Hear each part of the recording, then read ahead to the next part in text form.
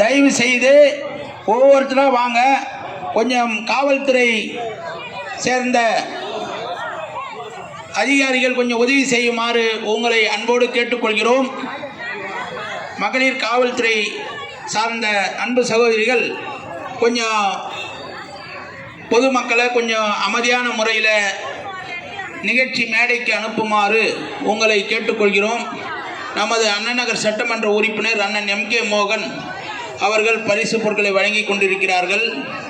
அண்ணாநகர் வடக்கு பகுதியினுடைய செயலாளர் அண்ணன் சா பரமசிவம் அவர்களும் இந்த நிகழ்ச்சியை ஏற்பாடு செய்து தந்து நலத்திட்ட உதவிகளை வழங்கி கொண்டிருக்கும்